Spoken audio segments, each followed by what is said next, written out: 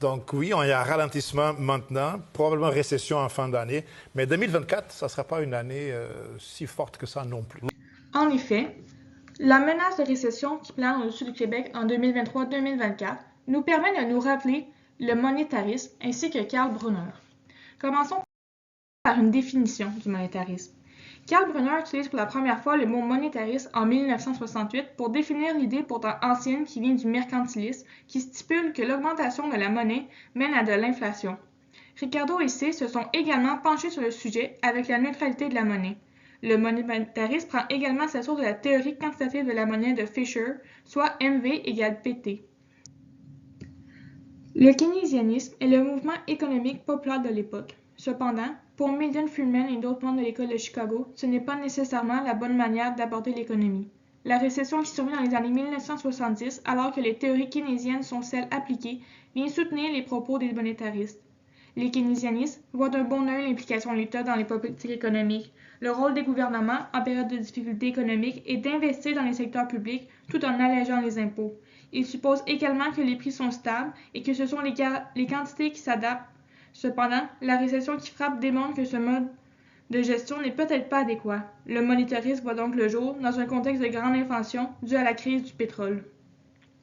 Il vient offrir un point de vue opposé au keynésien. On parle de réponse libérale au keynésianisme. Le monétarisme, bien qu'il s'inspire de l'idée du mercantilisme comme quoi l'augmentation de la monnaie en circulation mène à de l'inflation, c'est tout de même l'opposé de ce courant. Il prend davantage ses choses avec les classiques et Ricardo. Il s'oppose également à l'interprétation originale de la courbe de Phillips et également à l'interprétation qu'en font les keynésiens. Milton Friedman est considéré comme le fondateur du monétarisme. Ce courant économique, qui reprend le tenant de la théorie quantitative de la monnaie, détermine que la monnaie n'a d'influence que sur les prix et donc qu'elle doit être utilisée uniquement pour contrer l'inflation. Pour les monétaristes, la monnaie est neutre. Friedman ne contredit pas les keynésiens sur le fait que la politique monétaire peut stimuler l'économie. Par contre, selon lui, cet effet stimulateur finit par s'estomper et donc que la politique monétaire ne fait qu'accroître l'inflation. Il soutient également l'importance des banques centrales indépendantes, afin d'éviter l'intervention de l'État dans les politiques économiques. Il a également fondé l'École de Chicago, où le courant de pensée économique qui prédomine est bien sûr le monétarisme. Le but de cette école est de proposer des théories monétaires qui viennent contredire les théories keynésiennes qui dominent durant cette période. Les politiques budgétaires et la raison de l'inflation proposée par les keynésiens, leur vision de la courbe de Phillips et la dévaluation, c'est-à-dire que le prix d'une devise doit être fixé par le marché et non l'État, sont les principaux éléments contredits. Il écrit également avec Anna Schwartz en 1963 A Monetary History of the United States 1867-1960, où il affirme que les grandes dépressions de 1930 est due à une mauvaise application des politiques monétaires par la Fed.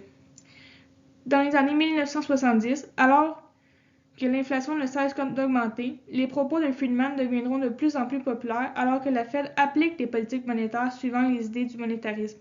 Le président de la Fed, lors de la récession de 2007, a d'ailleurs également fait référence aux théories de cet ouvrage pour la gestion de la crise économique.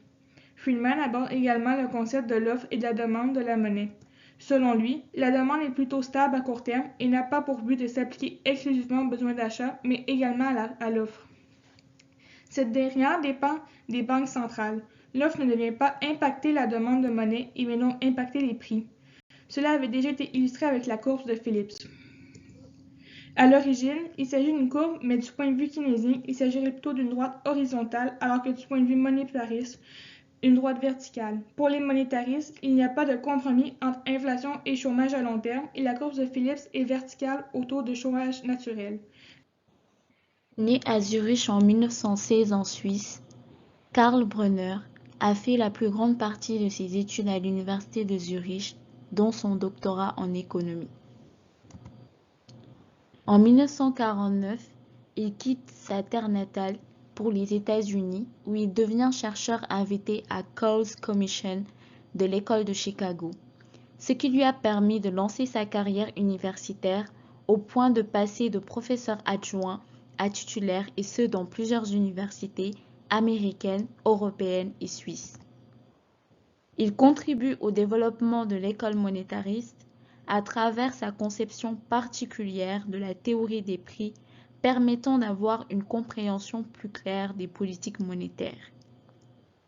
Il fut un acteur important dans le développement de l'école monétariste, aux côtés de personnalités telles que Milton Friedman, Arjo Clammer, Alan Metzler.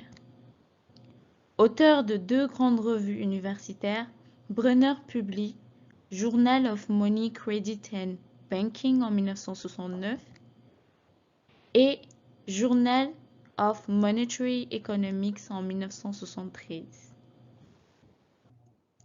De la théorie monétariste. Le rôle que joue la monnaie dans la transmission de la politique monétaire reste controversé. Certains voient en la monnaie une variable passive qui réagit aux variations des prix, de la production et des taux d'intérêt. D'autres lui assignent plutôt un rôle actif dans la modification de ces variables. Pour Brunner, la monnaie est bien plus qu'un simple instrument d'échange. Elle joue un rôle multifonctionnel dans l'économie, agissant à la fois comme moyen d'échange, réserve de valeur, unité de compte et influence la dynamique économique générale. Analyse des anticipations rationnelles. En partant de la question est-ce que les turbulences du marché de crédit sont indépendantes ou alors font-ils partie du processus de transmission des chocs réels et monétaires, Meltzer, en collaboration avec Brunner, élabore un modèle d'équilibre général de la monnaie qui met en relation d'une part la monnaie et d'autre part l'activité économique et les prix, intégrant ainsi le rôle des intermédiaires et de l'endettement. En somme, cela traduit tout simplement l'impact de la monnaie et du crédit sur l'évolution globale de l'économie. Critique du modèle ISLM. Premièrement, notons que chez les monétaristes, la demande de monnaie est une des fonctions les plus stables de la macroéconomie, alors que Keynes l'a considérée comme étant très instable. Deuxièmement, encore une fois chez les monétaristes, la demande de monnaie ne dépend pas du motif de spéculation, mais uniquement du motif de transaction, contrairement aux keynésiens. Il en découle que c'est l'offre de monnaie dépendante des décisions prises par les banques centrales qui est responsable de la variation du niveau général des prix et donc des fluctuations économiques. Politique monétaire optimale. L'open market. Karl Brunner a participé à la création de l'Open Market Committee. Ce dernier est un comité fédéral de marché ouvert américain qui surveille d'une certaine façon le système fédéral de réserve tout en mettant en avant de nouvelles politiques monétaires à court et long terme. Son rôle est de réguler les taux d'intérêt et l'offre monétaire sur les marchés américains. Corrélation entre l'expansion de la masse monétaire et le phénomène d'inflation. Karl Brunner se prononce sur divers aspects du monétarisme dont l'inflation. Selon lui, il faut faire appel aux politiques monétaires pour éradiquer l'inflation. La politique monétaire consiste à gérer la masse monétaire et les taux d'intérêt dans le but d'atteindre des objectifs macroéconomiques tels que la maîtrise de l'inflation, la consommation, la croissance et la liquidité. En général, elle est menée par les banques centrales. Néanmoins, Karl Brunner reproche à ces derniers entre autres une mauvaise gestion du système de réserve fédérale des États-Unis, conduisant à une augmentation du taux de croissance monétaire. Maintenant, on va aborder l'une des contributions les plus importantes de Karl Brunner, qui est l'analyse institutionnelle.